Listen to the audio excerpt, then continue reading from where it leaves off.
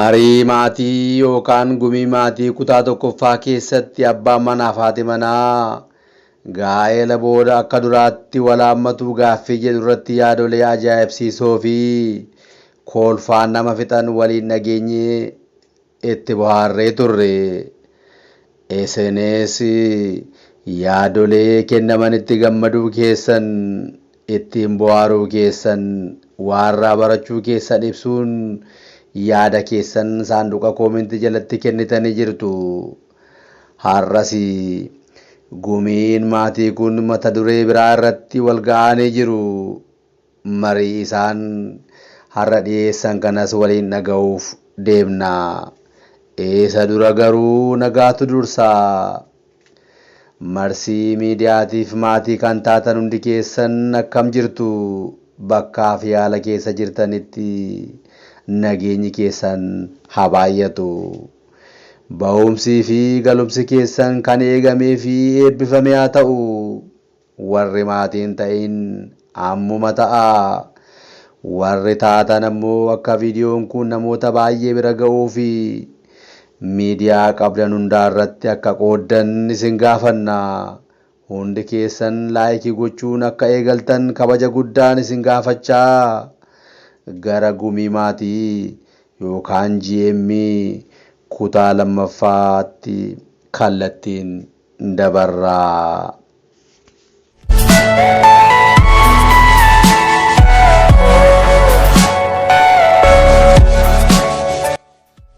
Marii guyyaa har'aaf ka'umsa kan ta'e gaaffii dubartiin tokko dhiyeessiteedha. Gaaffiin ishees akkas jedha. Ani abjuu ajaa'ibaa tokkon arge. Abbaan manaa kiyya hojjettuu keenya waliin yeroo inni rafu, yeroo inni ciisu ni arge. Abjuu kana kanan arge immoo guyyaa tokko sirriitti hin fakkaatin. Guyyaa sadiin irra deddeebi'ee arge. Abjuu kiyya jalqabaa irratti ani baay'een isa jaalladha jettee qoma isaarra ciistee waggaa isheen boossuun arge. Abjuu kiyya lammaffaan ammoo gurra isaatti jettee gurra isaa jala lixxee yeroo isheen asaastuun arge. Abjuu kiyya sadaffaa dhiisa waan ajaa'ibaan arge. Kan isin dinqu garuu yeroon abjuu kana sadan irra deddeebi'ee argu abbaan manaa koo kun isheedhaaf fedhii tokkollee akka inni hin qabne argeera. Shamarreen kun nu waliin waggaa 6 oliif jiraatte. Waggaa 6 maali? Waggaa 7 ol nu waliin turte. Ijoollee baay'ee jaallatti. Anaafis akka haadhoo kooti. Anis akka obboleettii koottan ishee ilaala. Yeroo adda addaa kophee fi uffata akka ijoollee kiyyaattanii ishee dhaabbita. Bashannana yeroo deemnu ishee fudhannee deemna. Guyyaa gaafa tokko maal ta'e isinitti fakkaata? Bashannanaa fi magaalaa kana keessaa baaneetu riizoortii beekamaa jabanaa tokko qabannee achi keessa turre. Yeroo riizoortii kana keessa turretti bilbila haaraa tokko isheef biteen ture. Isheenis gaa'onii hoteelaa sana godhattee qabduu harkaa fi mataattaa qofaan suura kaatee turte. Gaa'oniin kun karaa fuula duraa banaa waan ta'eef qaama ishee sirriitti agarsiisa. Uumamni qaama ishee dhugaa dubbachuuf taanaan nama ajaa'iba. Dhiira miti. Ana ishee dubartiin illee dhugaa dubbachuuf taanaan baay'een dinqisiifadha. Bilbilli ishee kun haaraa waan ta'eef abbaan manaa kiyya akka waan tokko tokko isheef sirreessu itti kennaa turte. Yeroo kanatti garuu waa dhiphachaan ture. Suuraan bilbila ishee keessatti arge sana abbaan manaa kiyya yoo arge yoo jedheen dhiphadhe. Kana gidduutti hojjettuun kun gara maatii ishee deemte. amma boqonnaa fi maatii ishee bira turtee gidduu kana dhufti. Haati kiyya waan isin ajaa'ibu naaf bilbiltee mucaa jabduu hojii baruu dandeessuun siif argeera. Ishee duraanii sana geggeessinaan jette. Anis maaliif jedheen gaafadhe. Isheenis kalaas kana caalaa turuu hin qabdu geggeeffamuu qabdi jettee akka dheekkamuu natti dubbatte. Anis harkaan laanne sababa ishee akkanatti himtu barbaadeen irra deddeebi'ee hudhee ishee qabe. Natti himtee dhiifte malee jedhee gaafan ishee sardu maal naan jette isinitti fakkaata? Abbaa manaa kee barbaaddi isa ta'eeti malee osoo dhiira gadhee tokko ta'eera ta'eeti gaa'elli kee hanga yoowwanaa hin turu ture. Isa fuula duratti gochaa isheen agarsiistu nama jibbisiisa, gamnummaa guddaa qabdi. Waan fedhe gochuuf gara boodaatti hin jettu. Dubartii garraamii akka kee waliin jiraachuu hin qabdu naan jette. Anis gaafa isheen kana dubbattu abjuu arguu koonii isheetti hime.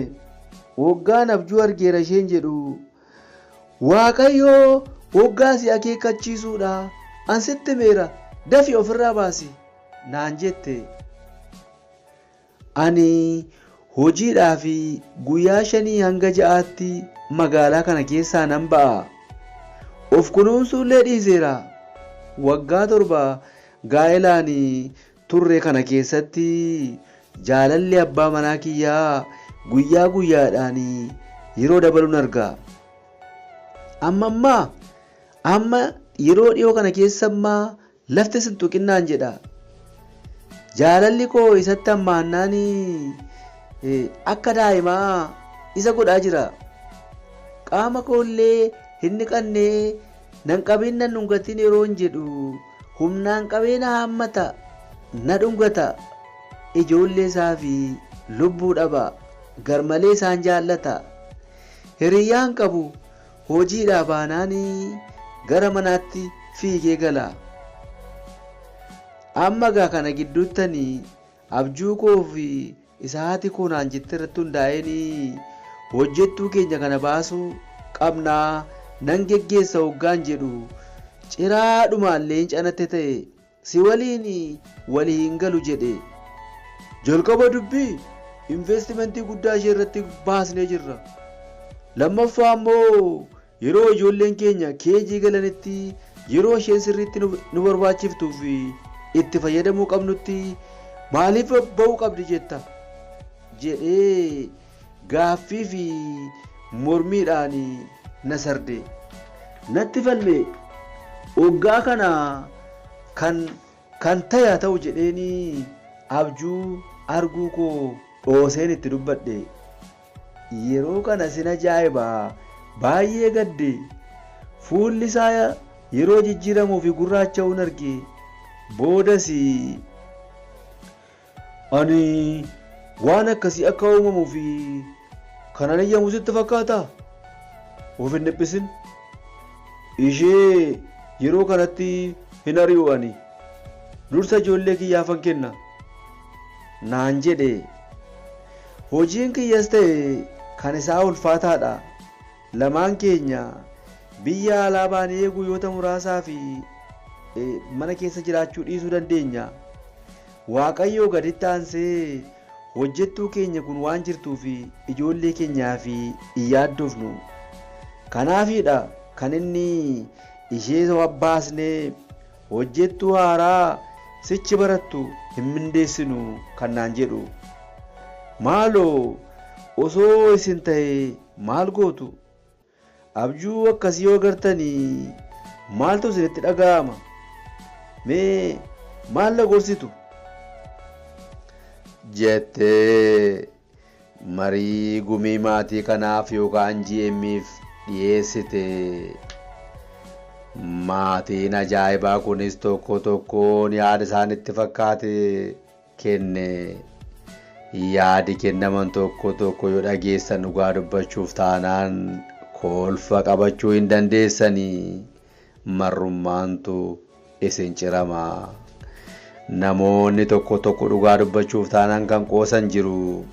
Baay'een isaanii garuu dhimmi kun dhimma gaa'elaati, dhimma maatiiti, kan irratti qoofamu miti jedhanii gorsa ajaa'ibaa laphee fi lafeerra bu'u kennanii jiru. Guutuu yaadaa fi gorsa kennamee kutaa itti aanu keessatti qabannee dhiyaanna. Kanas kan goone yaada kenname osoo hin dhiyeessin yaada keessan beekuu waan barbaanneefidha.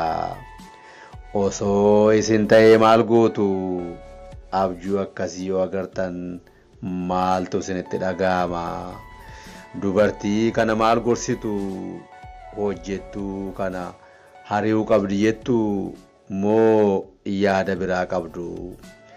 Yaada keessan saanduqa koomentii jalatti barreessaa. Laayikii fi sheerii osoo hin godhin hin bayinaa. Viidiyoo kutaa itti aanuun gorsa ajaa'ibsiisoo isin bohaarsanii fi isin bashannansiisan qabannee bor walitti deebinaa. Hanga yoowwanaatti waan waliin turtaniif guddaa galatoomaa. Yeroo gaarii qabaadhaa. Nagaatti.